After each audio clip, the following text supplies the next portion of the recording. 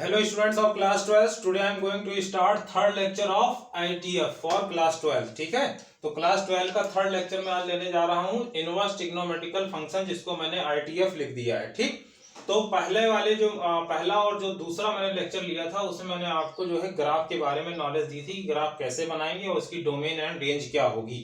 और जो सीबीएसई ने आपका जो रिड्यूस किया है सिलेबस, उसके अकॉर्डिंग अब पढ़ाएंगे। ठीक है, जो बोर्ड में पूछे जाने हैं जितने टॉपिक सिर्फ उसी को बताएंगे। क्लियर?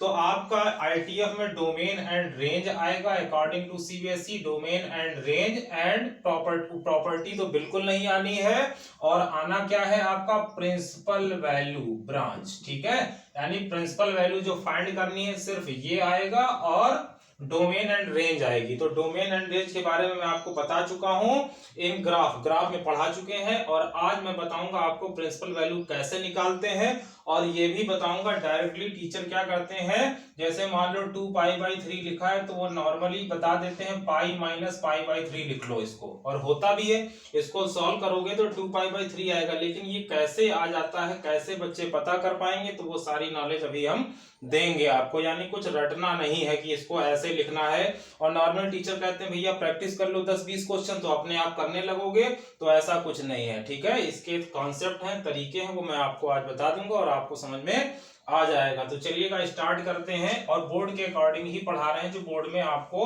जितना सिलेबस पूछा जाएगा सिर्फ उतना ही बताया जाएगा। ठीक है, तो ग्राफ की नॉलेज मैं आपको दे चुका हूं, आज मैं बताऊंगा आपको प्रिंसिपल वैल्यू। लेकिन उसके लिए पहले आप ये समझ लीजिए, मान लिया आपको दिया जाए साइन इनवर्स साइन एक्स, तो आप क्या करते हो, साइन इनवर्स साइन को न्यूट्रल कर लेते हो और एक्स इसका आंसर लिख देते हो। ठीक, लेकिन याद रखिएगा ये कौन सा फंक्शन है, पहले क्या लिखा है, साइन इनवर्स लिखा है ना पहले, तो ये जो भी आपका आउटपुट आएगा, आंसर जो भी आएगा वो साइन इनवर्स की रेंज में होना चाहिए। और साइन इनवर्स की रेंज मैंने बताई थी, एक्स ये जो आउटपुट आएगा किसको बिलोंग करेगा, -π/2 से π/2। समझ में आ गई बात?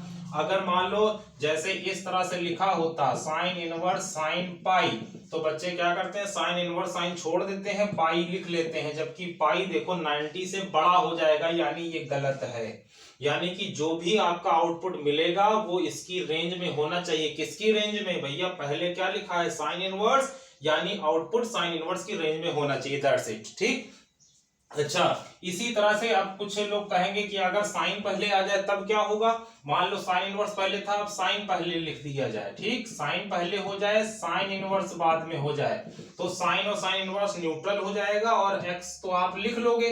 लेकिन ये जो आउटपुट आएगा एक्स, ये किसकी रेंज में आएगा, पहले अब साइन आ गया है तो एक्स साइन की रेंज में हो जाएगा, यानी ये जो आउटपुट आया है वो साइन की रेंज मतलब -1 से 1 हो जाएगा। ठीक, क्योंकि साइन की रेंज -1 से 1 होती है। सब ग्राफ पढ़ा चुके हैं, पढ़ लेना, जिन बच्चों ने नहीं पढ़ा है वो वीडियो मैंने बनाई है, देख लेंगे। ठीक, तो ये दो केस हो गए। अगला जो केस होगा वो किसके लिए बता दूं, मान लो कॉस इनवर्स कॉस एक्स होता, तो ये भी वही हो जाएगा भैया, ये दोनों न्यूट्रल, एक्स आ जाएगा, लेकिन ये जो आउटपुट होगा किसकी रेंज में होना चाहिए, कॉस इनवर्स की। तो कॉस इनवर्स की रेंज क्या होती है, ये जो एक्स है कॉस इनवर्स की रेंज होती है 0 से पाई। ठीक है, अब ये कोई दो एलिमेंट नहीं है भैया, हमने इसको इस तरह से नहीं लिखा है। अगर मैं इसको कर्ली ब्रैकेट में लिख देता तो ये सिर्फ दो एलिमेंट होते, लेकिन इसको मैंने किसमें लिखा है, क्लोज इंटर में, मतलब 0 और पाई भी होगा और इनके बीच के भी एलिमेंट होंगे, ध्यान देना। लेकिन जब कर्ली में लिख दोगे तो ये ओनली 2 एलिमेंट कहलाएगा। ठीक है, कंफ्यूजन मत करिएगा। अच्छा, इतनी बात हो गई। तो अब देख लो क्या है, अगर मान लो कॉस पहले आ जाता, अभी आपको क्वेश्चन लगवाएंगे और आप हर तरीके का क्वेश्चन कर पाओगे, है ना, कोई प्रैक्टिस वैक्टिस वाला कोई लफड़ा नहीं है। ठीक, कॉन्सेप्ट पकड़िएगा जो बताऊंगा और सीधे कर लोगे। तो कॉस इनवर्स, यानी कॉस इनवर्स बाद में आ गया तो भैया आंसर तो एक्स ही आएगा, दोनों न्यूट्रल होंगे, लेकिन अब ये एक्स कॉस की रेंज में आना चाहिए। कॉस की रेंज क्या होती है, वही होती है जो साइन की रेंज होती है, -1 से 1 होती है। ठीक है, ये भी किसकी रेंज हो गई, कॉस की। ठीक, तो ये चार आप स्क्रीनशॉट ले लेंगे, मैं इसको हटा रहा हूं, बाकी के और बताने जा रहे हैं। ठीक, अभी क्वेश्चन भी लगाएंगे, डोंट वरी। तो ये नोट कर लेना या वीडियो पॉज करके नोट कर लीजिएगा, कोई दिक्कत नहीं। फिलहाल मैं हटा दे रहा हूं, जगह कम पड़ती है। तो अब देखो कॉस इनवर्स हो गए, तो जाहिर सी बात है अब क्या आएगा, टेन इनवर्स आ जाएगा। तो टेन इनवर्स में क्या होगा वो भी देख लो जल्दी से।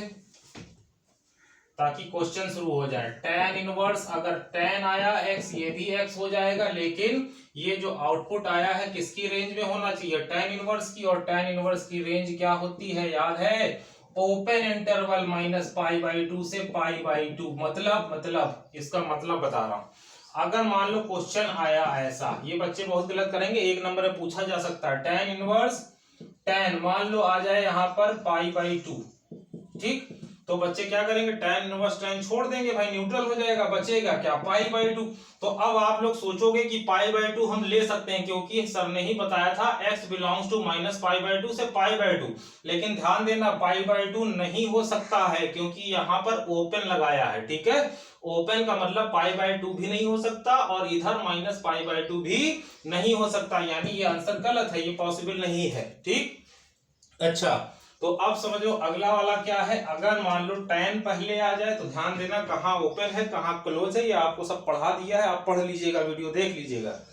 अगला क्या है, ये मान लो tan है, अब क्या आ जाए, tan इनवर्स x हो जाए, तो आंसर तो x ही आना है, लेकिन ये जो आउटपुट है अब tan की रेंज में आने लगेगा, ठीक है। और tan की रेंज क्या होती है आपको पता है, इनफाइनाइट होती है, माइनस इनफाइनाइट से इनफाइनाइट, मतलब रियल नंबर होती है, यानी ये जो x आएगा वो माइनस इनफाइनाइट से इनफाइनाइट के बीच में होना चाहिए, यानी कि क्या कह सकते हो, रियल नंबर। माइनस इनफाइनाइट से इनफाइनाइट का मतलब रियल नंबर। तो सुनो, अगर क्वेश्चन ऐसा आया, याद रखना tan की तो आप जानते हो यही होती है, ठीक है। अच्छा, क्वेश्चन अगर आ गया tan इनवर्स, समझो क्वेश्चन समझाता हूं, tan इनवर्स tan 3i आया, ठीक, तो आप tan इनवर्स tan को छोड़ दोगे, बचा क्या, जो बचा वो लिख लोगे। तो भैया 3i रियल नंबर नहीं है, 3i आपका इमेजिनरी नंबर है, इसलिए ये गलत हुआ, ठीक है।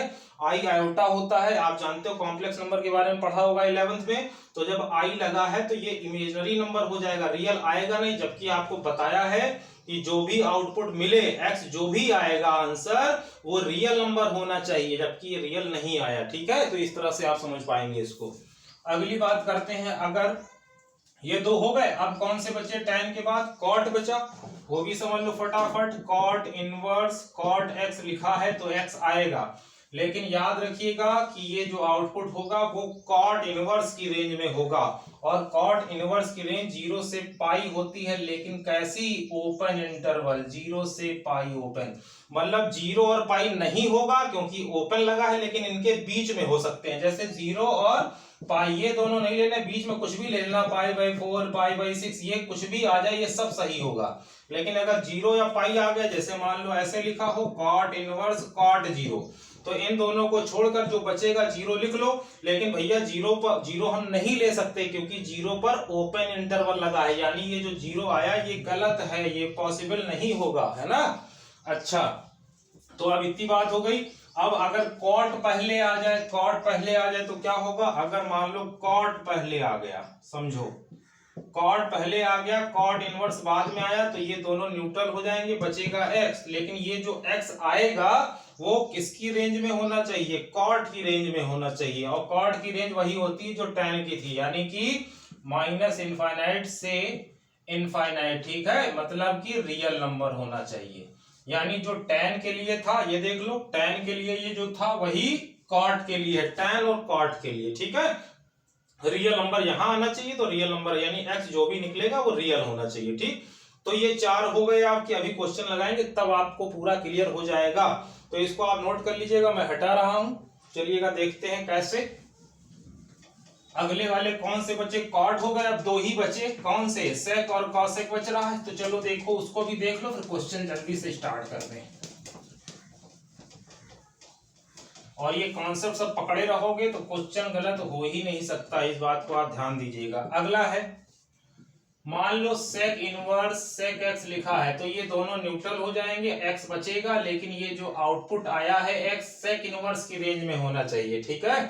तो याद रखना sec इनवर्स की रेंज क्या होगी, 0 से पाई, sec इनवर्स की रेंज बिलोंग करेगा 0 से लेकर पाई तक, लेकिन इसमें π/2 नहीं होगा, ये होती है रेंज। ये जो मैंने लिखा है ये रेंज है किसकी, sec इनवर्स की। तो समझो मान लो अगर क्वेश्चन आया sec inverse sec pi by 2, तो तुम क्या करोगे, सेक इनवर्स सेक छोड़ दोगे, न्यूट्रल कर दोगे, बचा क्या, पाई बाई 2। लेकिन देखो भैया पाई बाई 2 नहीं ले सकते, क्योंकि जीरो से पाई ले सकते हो, जीरो भी ले सकते हो, पाई भी, क्योंकि क्या लगा है, क्लोज इंटरवल, मतलब जीरो और पाई इंक्लूडेड है।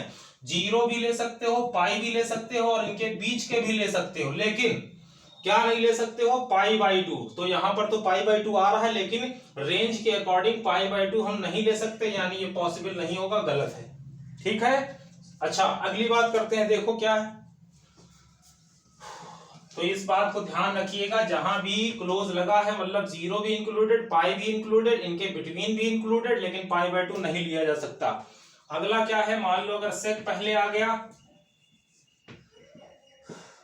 सेक पहले आ गया, सेक इनवर्स बाद में हो गया, तो क्या रिजल्ट मिलेगा, ये दोनों न्यूट्रल हो जाएंगे, एक्स बचेगा। लेकिन ये एक्स किसकी रेंज में आना चाहिए, सेक की रेंज में आना चाहिए। किसकी रेंज में आना चाहिए, सेक की रेंज। तो कहोगे सर सेक की रेंज क्या होगी, तो सुनो, सेक की रेंज क्या होगी, थोड़ा सा ठीक से इसको याद करना पड़ता है।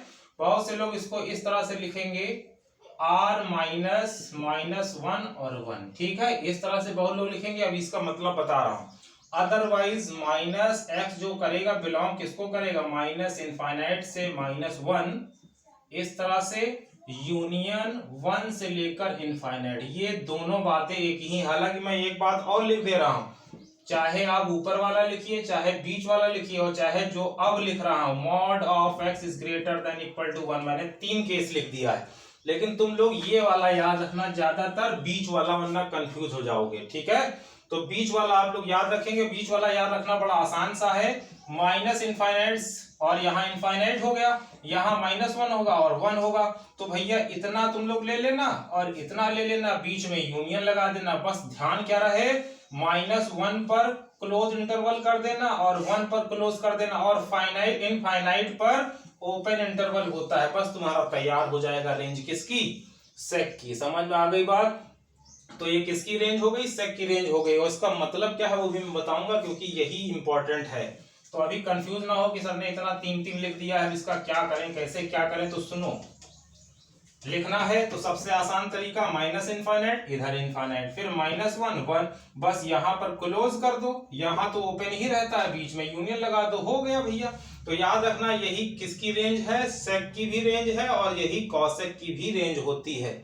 याद रहेगा, यही किसकी रेंज है, सेक की भी, और यही कॉसेक की। तो आपको ज्यादा दिक्कत नहीं होगी, क्योंकि दो की सेम हो रही है। अब कहोगे सर इस तरह से क्वेश्चन कैसे बनेगा, वो भी बता देता हूं, पूछोगे ही। तो चलो बताता हूं क्वेश्चन कैसा आएगा। तो मान लो अगर लिखा है सेक इनवर्स माइनस 1, ठीक, इस तरह से लिखा है, तो तुम लोग क्या करोगे, सेक इनवर्स को छोड़ दोगे, बचेगा क्या, माइनस 1। अब बताओ सही है कि नहीं सही है। तो बच्चे ऊपर वाले से कंफ्यूज हो जाते हैं, ऊपर वाले से बच्चे सोचते क्या है कि माइनस 1 को हम नहीं ले सकते हैं, क्योंकि देखो r पूरा रियल नंबर ले सकते हो, x जो है वो पूरा रियल नंबर है, बस उसमें माइनस कर दिया है, माइनस 1 और 1, यानी इतने नहीं लेने हैं। ठीक है, तो बच्चे सोचेंगे यार माइनस 1 नहीं लेना है, तो इसको वो काट देंगे, जबकि ये सही है। क्यों सही है, इस पर नजर डालो जिसको मैंने टिक किया है, इस पर देखिए, माइनस 1 पर क्लोज इंटरवल लगा है, मतलब माइनस 1 लिया जा सकता है, और 1 पर भी क्लोज लगा है, 1 भी लिया जा सकता है, यानी ये गलत नहीं है, ये सही है। समझ में आ गई बात। तो कहोगे सर ऊपर वाले से भी समझा दीजिए, हालांकि तुम लोग बीच वाले से ही समझना ज्यादा आसान पड़ता है, फिर भी मैं आपको पहले वाले से भी समझा दे रहा हूं, जो अच्छे बच्चे हैं वो शायद समझ जाएंगे। तो सुनो, अगर मान लो ऐसा लिखा है, इन्होंने क्या किया, कोई पूरा रियल नंबर ले सकते हो, बस क्या नहीं ले सकते हो, माइनस 1 से 1 नहीं ले सकते हो। तो सुनो, पूरा रियल नंबर क्या होता है, माइनस इनफाइनाइट से इनफाइनाइट, ये पूरा हो गया रियल नंबर। ठीक है, ये कंप्लीट रियल नंबर हो गया। देखो जो भी आउटपुट x आया है, फिर से बता दे रहा हूं, कोई दिक्कत नहीं है, जो भी आउटपुट आया है वो कैसा होगा, पूरा पूरा रियल नंबर ले सकते हो, बस उसमें माइनस कर देना, यानी जो भी माइनस करना है वो नहीं लेना है। माइनस का मतलब यही होगा, हटा दो। तो पूरे रियल नंबर में क्या हटेगा, माइनस 1 से 1, तो यहाँ माइनस 1 से 1। लेकिन सुनो, इन्होंने यहाँ पर ओपन लगा रखा है, मतलब माइनस 1 से 1 जो हटेगा वो इनके बीच में हटेगा, बीच में, यानी माइनस 1 और 1 नहीं हटेगा। समझ पाई बात। अगर यहां पर क्लोज होता, इस तरह से होता, सुनो, तो क्या मतलब होता कि जो भी रियल नंबर था उसमें तुम -1 भी हटा देते, 1 भी हटा देते और इनके बीच वाले भी हटा देते। Is that clear? समझे? यानी -1 वाला भी हट जाता, 1 वाला भी हट जाता और बीच वाले भी हट जाते, लेकिन ऐसा नहीं था। यहां पर ओपन लगा है। ओपन का मतलब क्या है कि -1 और 1 नहीं हटेंगे। माइनस तो आपको करना है -1 से 1, लेकिन -1 और 1 नहीं हटेगा। ये -1 और 1 नहीं हटेगा, सिर्फ इनके बीच वाले हटेंगे। तो ये बीच वाले दो हटा, बीच वाले हटा दिए, बचा कितना? 1 से इनफाइनाइट बचा, -1 से 1, लेकिन ये हटा नहीं है इसलिए यहां क्लोज, ये भी हटा नहीं है यहां क्लोज, यहां पर तो ओपन रहता है, बीच में यूनियन हो गई तुम्हारी रेंज। ठीक है, तो इस तरीके से आप ऊपर वाले से भी समझ पाएंगे। मैं तो यही सजेस्ट करूंगा तुम बीच वाला ही याद रखना, ठीक, काम चल जाएगा। तो चलो ये किसकी बात हो गई? किसकी बात हो गई? सेक वालों की बात हो गई। अब इसको नोट कर लो, वीडियो पॉज करके हम तुमको लास्ट वाला बता दें, फिर क्वेश्चन शुरू करते हैं। ठीक है, तो चलो जल्दी से जो है इसको आप नोट कर लेंगे वीडियो पॉज करके, कोई समस्या नहीं है। और आज मैं आपको समझा सब दूंगा। अगर वीडियो बड़ी होती, कट नहीं गई, तो इसी वीडियो में सब क्लियर कर देंगे, वरना एक और बनानी पड़ जाएगी। ठीक है, क्योंकि मोबाइल से बड़ी समस्या होती, ज्यादा स्पेस रहता नहीं मेरे मोबाइल में, तो हम ज्यादा बड़ी वीडियो बना नहीं पाते, वरना एक ही लेक्चर में 2 घंटे में सब उड़ा दे, खत्म कहानी, चैप्टर है पूरा साफ। तो लास्ट वाला बचा क्या? कॉसेक इनवर्स और कॉसेक एक्स। ठीक, कहोगे सर ये छोड़ दीजिए, एक्स लिख लीजिए, भाई लिख दिया, लेकिन ये जो आउटपुट होगा किसको बिलोंग करना चाहिए? कॉसेक इनवर्स की रेंज को। तो कॉसेक इनवर्स की रेंज होती है, यानी ये जो आउटपुट आएगा वो किसको बिलोंग करना चाहिए? -π/2 से π/2। बस इसमें जीरो नहीं ले सकते हो तुम। ठीक है, बस ध्यान देना, जीरो नहीं ले सकते। यानी अगर क्वेश्चन बनकर आया कॉसेक इनवर्स कॉसेक 0, तो तुम इसको हटा देना, आंसर क्या बचा? 0, तो 0 लिख लोगे। लेकिन ध्यान दो कि 0 तो ले ही नहीं सकते ना, माइनस करना है 0, तो ये आपको पॉसिबल नहीं होगा, ये गलत माना जाएगा। ठीक है, एक नंबर में वो पूछ सकता है इस तरह के क्वेश्चन। ठीक, अच्छा ठीक है भाई, तो अब एक लास्ट बचा, वो ही बताते हैं, फिर तुमको क्वेश्चन जल्दी से समझा देते हैं। एक दो तो समझा ही दे। अगर मान लो पहले कॉसेक आ जाता, बाद में कॉसेक इनवर्स आ जाता, तो भैया ये न्यूट्रल होता, एक्स बचता, लेकिन ये एक्स किसकी रेंज में होता? कॉसेक की। तो कॉसेक की रेंज भी वही होगी जो सेक की थी, अभी अभी समझाया था। कैसी होगी? -इनफाइनाइट से -1, ठीक, यूनियन 1 से लेकर इनफाइनाइट। इसमें मैं सिर्फ 1 लिख रहा हूं, 3 पहले लिख दिया था, इसमें भी 3 लिख सकते हो कोई भी, तो फिलहाल इतना लिख दिया है। ठीक है, तो ये तुम्हारा कॉन्सेप्ट खत्म हो गया कि कैसे करना है, क्या क्या करना है। अब क्वेश्चन मैं आपको समझाता हूं कि रिड्यूस करने में टीचर न जाने क्या क्या बता देते हैं कि भैया 10-20 क्वेश्चन लगा लो, प्रैक्टिस हो जाएगी, तो अपने आप कर लो। मैंने देखा एक बच्चे ने पूछा, भाई लिखा हुआ था 2π/3, तो टीचर ने लिखा भाई इसको पाई माइनस π/3, बिल्कुल सही लिखा है भी। तो बच्चे ने पूछा सर आप तो समझ गए कि हम इसको जो है ऐसे लिख लें, तो कैसे हम लोग समझ पाएंगे? तो टीचर क्या कहते हैं, भाई इसको जो है आप 10-20-30 क्वेश्चन लगा लो, तो आपको प्रैक्टिस हो जाएगी, तो आप अपने आप करने लगोगे। तो भैया ये कौन सा जवाब हुआ? ये कौन सा जवाब है भाई? अभी तो बच्चे हैं, वो कैसे करेंगे, कैसे समझेंगे कि आप इस चीज को यही लिखना है, ये कैसे समझोगे? हालांकि हम प्रैक्टिस हम लोग कर लेंगे, चलो मान लिया बच्चे हैं हम लोग, प्रैक्टिस हम लोगों ने कर ली, वो मान लो सही भी कर लेते हैं एग्जाम में, लेकिन क्या कॉन्सेप्ट सीख पाएंगे? नहीं सीख पाएंगे। तो मैं बताता हूं, आप उसको समझिएगा, उसको पकड़ लोगे तो आप समझ पाओगे इस चीज को हम ऐसे डायरेक्ट कैसे लिख देते हैं। ठीक है, तो चलो देखो, तो सही बात बताना भैया हमारा काम है, बाकी आप लोग समझें कि कैसे किस तरह से पढ़ना है। और कुछ तो ऐसे हैं जैसे कि एक मैथ्स मेंटर नाम से चैनल है, बता ही दे रहा हूं, मैथ्स मेंटर जेई पढ़ाया जाता है, उस पे जेई के बच्चों को कोई लेडीज फीमेल पढ़ाती है भाई, कोई फीमेल पढ़ाती। अब वो क्या बताती हैं उल्टा सीधा मैं बताता हूं। जैसे लिखा 3x - 5, नीचे मान लो y है, ठीक। अब वो क्या बताती हैं कि ये वाला नंबर 0 नहीं हो सकता। ये बात सही है कि नीचे अपॉन के नीचे ये जो नंबर है वो 0 नहीं हो सकता, ये बात सही बताई उन्होंने। अब ऊपर वाले को बताती हैं कि ऊपर वाला जो नंबर है 3x - 5 ये ग्रेटर देन 0 होगा, मतलब 0 नहीं हो सकता। अरे भाई क्यों नहीं हो सकता, क्या समस्या है? देखो मैं बताता हूं। अगर मान लो ऊपर 0 है, नीचे कुछ भी रख दो 3, तो भैया देखो क्या आएगा, ऊपर 0 है नीचे कुछ भी है तो ये पूरा रिजल्ट 0 हो जाएगा। अगर न्यूमरेटर 0 होता है तो रिजल्ट क्या आता है 0, और 0 का स्क्वायर रूट 0 होता है और 0 रियल नंबर होता है। भैया कहाँ समस्या आई, कोई समस्या नहीं है। उन्होंने गलत बताया कि ऊपर वाला जो नंबर है 3x - 5 ये ग्रेटर देन 0 होगा, जबकि ये वाला 0 भी होगा और 0 से बड़ा भी होगा, यानी यहाँ इक्वल भी बताना चाहिए। बताया गलत, लेकिन आंसर वो सही निकाल लेते हैं। लड़के आदमी भगवान जाने क्या होता है। तो मेरा काम है आपको सही बात बताना। जो भी चैनल सही है, जिससे भी पढ़ाई करते हो, जो हमारे बच्चे हैं वो एक बार डिस्कस जरूर कर लेंगे सर क्या सही है और क्या गलत, तो मैं आपको बताऊंगा, ठीक है। गलती होना स्वाभाविक है, किसी से भी हो सकती है, लेकिन कॉन्सेप्ट गलत बताना ये गलत बात है, ठीक। मान लो प्लस छूट जाए माइनस छूट जाए वो तो समझ में आता है, 3 की जगह 5 लिख जाए वो भी समझ में आता है, लेकिन आप कॉन्सेप्ट ही गलत बताओ वो गलत चीज है, ठीक। तो ये सब चीजें ध्यान दीजिएगा। जब भी आप स्टडी करें तो आप बता जरूर दें कि हम यहाँ से पढ़ रहे हैं भाई सही है कि नहीं, तो मैं चेक करके आपको बता दूंगा। हालांकि बहुत अच्छे अच्छे टीचर हैं यूट्यूब पर। तो देखो हम लोग जो बात कर रहे थे उसी की बात कर लेते हैं। क्या बात कर रहे थे भाई, क्वेश्चन कैसे समझेंगे। तो इसको हटा रहा हूं, नोट कर लेना।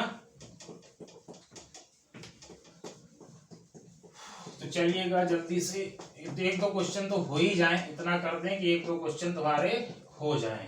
कैसे देखो, मान लो एक कोई क्वेश्चन उठाता हूं, tan inverse tan 3π/4, tan inverse tan 3π/4 ये लिखा है, ठीक है। तो अब हमें इसकी प्रिंसिपल वैल्यू बतानी है। तो आप कहोगे सर इसमें क्या है, tan इनवर्स tan हटा दो, जो बचा वो लिख लो। लेकिन समझो मेरे भाई, जो बचा वो लिख तो लिया, लेकिन देख लो क्या ये जो आउटपुट आया है क्या वो इसकी रेंज में है। tan इनवर्स की रेंज मैंने बताई थी -π/2 से π/2 ओपन इंटरवल। तो इसको चेक कर लो भाई, 3π का मतलब 180, नीचे 4 से काटोगे, 4 चौक 16, 4 पंचे 20, 3 पचे 15, 135 कितना है 135। तो ये 135 जो आया 135 ये 90 से ही बाहर हो गया, यानी कि ये हम लोग नहीं लिख सकते हैं आंसर, ठीक। तो ये नहीं लिख सकते हो तो हमें इसको तोड़ना होगा, रिस्ट्रिक्ट करना होगा, प्रतिबंधित करना होगा, और कुछ ऐसा करना होगा कि जो भी आंसर आएगा वो इनके बीच में आ जाए। समझ पाई बात। अच्छा तो फिर भी रिपीट कर देता हूं एक बार कि इसको छुपाया, ये लिख तो लिया, लेकिन इसको मैं चेक करूंगा कि ये जो है इन दोनों के बीच में है भी या कि नहीं है। तो मैंने इसको चेक किया, पाई को 180 करके काटा पीटा, निकला कितना 135, और 135 जो है ये 90 से ही बाहर हो रहा है। ये 90 है π/2, 90 से बाहर हो गया, यानी कि ये गलत है, हमें इसको तोड़ना होगा। अब तोड़ने का तुमको तरीका बताता हूं, देखो कैसे। तो 2 केस बताऊंगा और उसी को आप समझ लेंगे, यानी कि 3π/4 हम नहीं लिख सकते इसका आंसर। तो ध्यान देना, ऑब्जेक्टिव में वो पूछेगा, ऑप्शन में पूछेगा तो वो 3π/4 देगा, उसको टिक मत कर देना, वो गलत होगा। तो सुनो, कहोगे सर तोड़े कैसे। तो सुनो, अभी आपने इसको रफली हल किया, कितना आया 135 आया। हाँ भाई आया। तो चलो देखो 135 होगा कहाँ, ये 0 है, 0 का हो या 2π का हो, बात एक ही है। यहाँ π/2 मतलब 90, और ये पाई का मतलब 180, ठीक। चलो भाई, तो 135 कहाँ होगा, यहाँ कहीं होगा, 180 से छोटा है ना। 135 देखो 180 से छोटा है, 180 से आगे नहीं जाएगा, यहाँ पर रहेगा कहीं। मान लिया ये जो एंगल था वो मान लिया 135 है, ठीक है 135। अब सुनो, मैं तुमको 2 तरीका बता रहा हूं, दोनों तुम ध्यान देना। इतना बना लोगे, कहोगे हाँ भाई बना लेंगे। 135 आया तो यहां से यहां तक 90 हुआ, तो 90 से आगे कहीं होगा 135, और 180 से छोटा होगा, बिल्कुल सही बात। तो ये कोण पूरा मान लिया 135 है। तो आप जब भी ब्रेक करोगे तो आप केवल पाई या 2π में ब्रेक करोगे। किसमें, पाई और 2π में। आप पूछोगे क्यों सर ऐसा क्यों, वो भी बताता हूं, देखो सब कुछ बता देंगे। देखिए कैसे, मान लो लिखा था tan इनवर्स tan, मान लो यहाँ x है, ठीक। तो भैया इन दोनों को न्यूट्रल करके x लिख दोगे, लेकिन अगर इस tan को मैं हटा दूं, यहां पर cot लिख दूं, तब क्या तुम इनको हटा करके x लिख सकते हो, नहीं लिख सकते हो, क्योंकि यहां पर tan होना चाहिए, तभी tan इनवर्स और tan न्यूट्रल होगा। तो इसका इससे क्या संबंध है, तो जब भी आप 90 या 270 यानी 3π/2, 270 को 3π/2 बोलते हैं, 90 को π/2 बोलते हैं। तो जब भी π/2 या 3π/2 हम लोग लेते हैं तो चेंज हो जाता है, ट्रिग्नोमेट्रिकल फंक्शन चेंज हो जाता है। कैसे, अभी दिखाता हूं। अगर मान लो लिखा हो cos 90 माइनस थीटा, तो 90 माइनस है यानी पहले में हो तुम, भैया ट्रिग्नोमेट्रिक थोड़ी सी नॉलेज होगी आपको। तो 0 से 90 है तो 90 में माइनस करोगे तो फिर वापस लौटोगे, यानी तुम पहले में हो। 90 माइनस लिखा है तो पहले में है, और पहले में ऑल प्लस का होता है, सभी प्लस के होते हैं, चलो भाई प्लस लगा दिया। लेकिन जब 90 होता है तो ये ट्रिग्नोमेट्रिकल फंक्शन बदल जाता है, कॉस जो होगा वो साइन में बन जाएगा। कॉस किस में बन जाएगा? साइन में। समझ पाई बात? तो जब कॉस साइन में बदल गया तो मान लो अगर यहां पर साइन इनवर्स लिखा है, साइन इनवर्स मान लो यहां लिखा था कॉस एक्स, कॉस एक्स मान लो साइन ही लिखा था लेकिन आपने उसको बदल दिया, तो अगर यहां पर जब साइन होगा, जब साइन होगा तभी तो इनको हटाओगे, लेकिन अगर यहां पर कॉस आ गया तो ये कैसे हटेगा? पॉसिबल नहीं है ना। तो इतनी बात आपको क्लियर हो गई कि 90 और 270 लेने पर ट्रिग्नोमेट्रिकल फंक्शन चेंज हो जाते हैं, क्योंकि जब भी आप इसके इक्वल कुछ भी लोगे, मान लो अगर इस एंगल को आपने मान लो किसी भी तरह से 90 प्लस में तोड़ा तो ये tan बदल जाएगा किसमें? कॉट में, क्योंकि 90 में चेंज होता है, यानी ये वाला जो एंगल होगा वो ना ही 90 में टूटेगा ना ही 270 में टूटेगा।